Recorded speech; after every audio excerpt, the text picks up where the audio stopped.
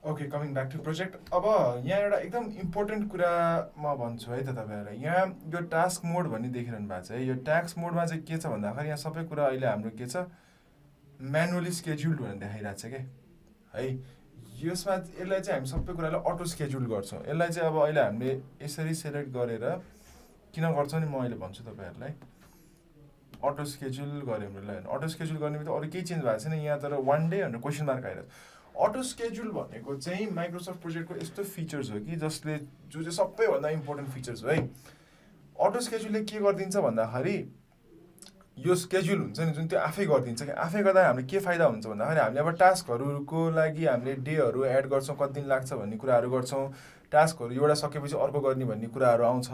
त्यो सबै कुरा अहिले हामी गर्दाखेरि आउँदै गर्छ। यो सबै कुरा उसले अटोमेटिकली क्यालकुलेट गर्दै हाम्रो ड्युरेसन्सहरू चेन्ज गर्नुपर्छ कि प्रोजेक्ट हुँदाखेरि यो काम ढिलो भयो भने अरू काम ढिलो हुन्छ भन्ने कुराहरू देखाउनेदेखि लिएर सबै कुराहरू उसले अटोमेटिकली गरिदिन्छ क्या।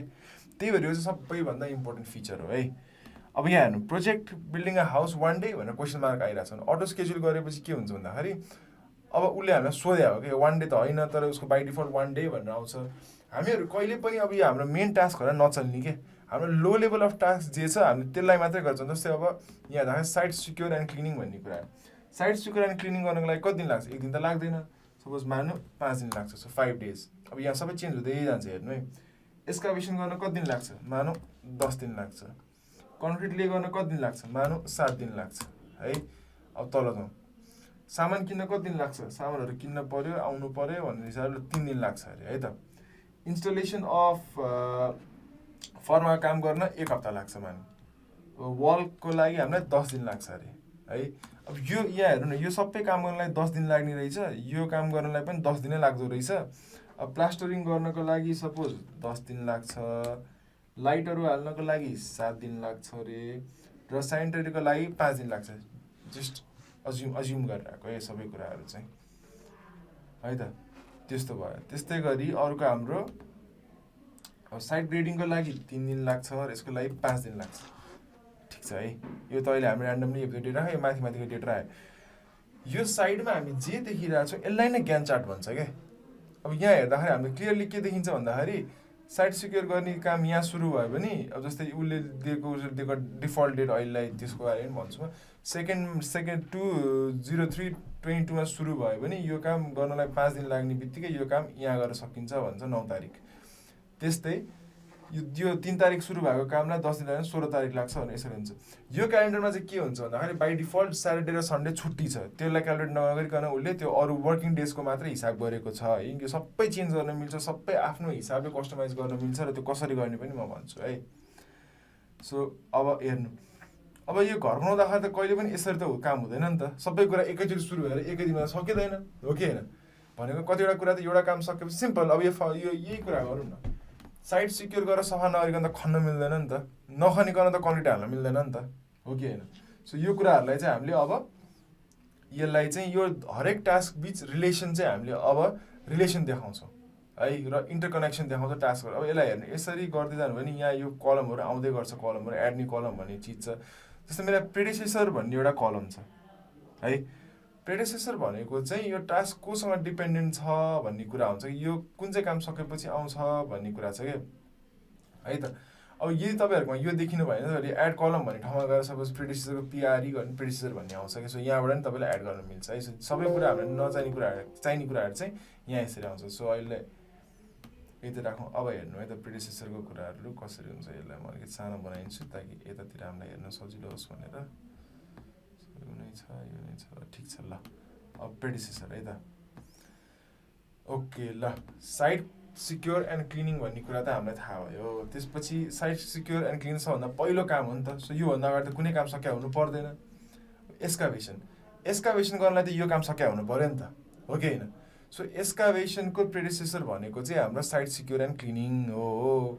भनेको अब यसमा चाहिँ के राख्ने भन्दाखेरि यो रो नम्बर राख्ने, यो 3 नम्बर रोमा छ।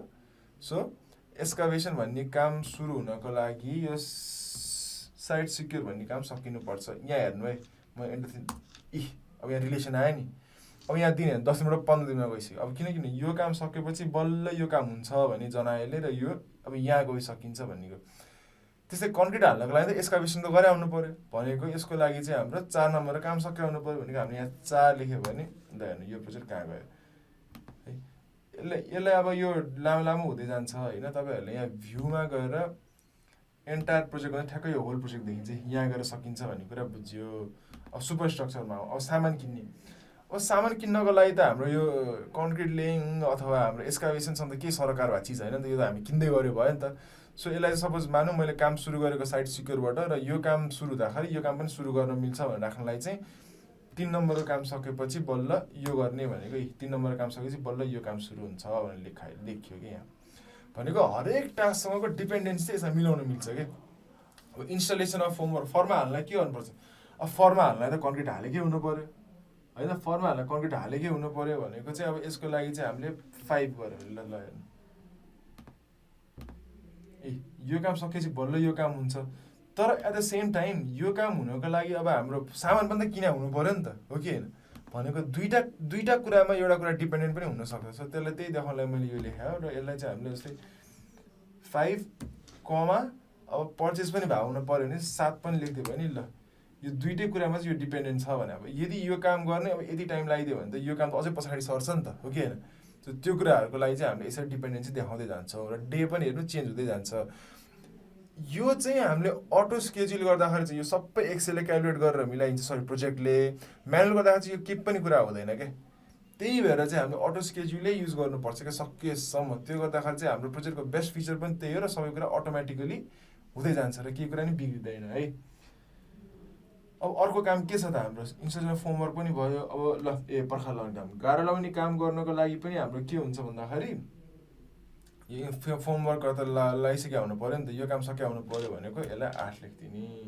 होइन यो काम पनि भयो है सबैलाई म एउटै मात्रै राख्छु है एक्जाम तपाईँ साँच्चीकैमा पढ्दा त्यो अभियसली पढ्छ तर अहिले मैले देखाउनको लागि चाहिँ एउटा देखाएँ अरू चाहिँ म नर्मली गर्दै जान्छु है त अब प्लास्टरिङको काम गर्नको लागि यो गाह्रो काम सकिया हुनु पऱ्यो मानौँ यसलाई 9 लेखौँ त्यस्तै लाइटको कामको लागि त प्लास्टरिङ सकिया हुनु पऱ्यो यसलाई यो लेखौँ सेनिटरी र बाथरुमको लागि त बत्तीको कामसँग सरकार छैन यो प्लास्टरिङ र पेन्टिङ सकेपछि गर्ने भन्ने हिसाबले लेखौँ यसलाई पनि म 11 लेखिदिन्छु है त अब साइड ग्रेडिङको त समान गर्नको लागि त खास हामीले अब यो सेनिटेसन प्लास्टरहरूसँग केही मतलब छैन नि त यो काम त हामीले अब के अरे सबस्ट्रक्चर सकाएर भनौँ ल सपोज यो फर्मवर्कको काम सुरु गरेदेखि अथवा नत्र कन्क्रिटको काम सकेपछि काम सुरु गर्ने भन्ने हिसाबले यसलाई 5 लेखेर यो साइड ग्रेडिङ काम चाहिँ सुरु गरे भयो तर प्लान्टिङहरू भन्ने चिज त अलिक पछि नै गरिन्छ सबै कुरा सकेपछि भन्ने हिसाबले यो चाहिँ प्लास्टरिङ र पेन्टिङ सकेपछि बल्ल गर्ने भन्ने हिसाबले यसलाई मैले 11 भनेर राखेँ अरे अब एन्टायर प्रोजेक्ट हेरौँ त ल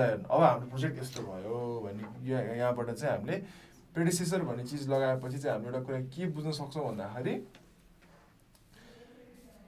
हामीलाई प्रोजेक्टमा चाहिँ प्रोजेक्टको एउटा रफ एकदम राम्रो आइडिया चाहिँ हामीलाई यहाँबाट हुन्छ अब यहाँ यो मेन यो चार्टलाई चाहिँ ग्यान चार्ट भन्छ क्या ग्राफिकल रिप्रेजेन्टेसन जुन हुन्छ नि बार चार्टको फर्ममा यो चाहिँ मान्छेको नाममै जो मान्छेले सुरु गरेको ज्ञान त्यो मान्छेकै नाममा भएको हुनाले चाहिँ यसलाई ग्यान चार्ट भनिन्छ है अब यसको मेन फाइदा भनेको हाम्रो यो प्रोजेक्टको चाहिँ पुरै उनी हुने भयो कि एउटा आइडिया नै हुने भयो कि यसमा यो काम सकेपछि यो काम सुरु हुने भयो यो हुने भयो अब हाम्रो प्रोजेक्टको डेज हेर्नु सुरुमा गर्दा हामी सबै 10 दिन भएको थियो हामी रिलेसन नहाल्दा रिलेसन हाल्ने बित्तिकै के भइदियो 56 दिन लाग्दो रहेछ 56 डेज लाग्दो रहेछ सबस्ट्रक्चरको लागि 22 दिन लाग्दो रहेछ सुपरस्टरलाई 34 डेज लाग्दो रहेछ फिनिसिङलाई 17 दिन र अर्कोलाई 32 दिन लाग्दो रहेछ भन्ने कुरा हामीलाई यहीँबाट क्लियर भयो है यो कुरा त यतिसम्म त सबैजनाले बुझ्नुभयो होला यो थियो प्रेडिसेसर यस्तै प्रेडिसेसर भनेको यो सकेपछि आउँछ भने जस्तो भयो सक्सेसर भनेको चाहिँ ठ्याक्कै त्यसको प्रेडिसेसर उल्टो चाहिँ सक्सेसर हो क्या अब यहाँ सक्सेसर भन्ने पनि हुन्छ कि हेर्नु है ल सक्सेसर भन्ने कलम राख्नुभयो भने सक्सेसर भनेको चाहिँ त्योभन्दा अगाडि कुन काम आउँछ भन्ने कुराहरूको लागि चाहिँ देखाउँछ क्या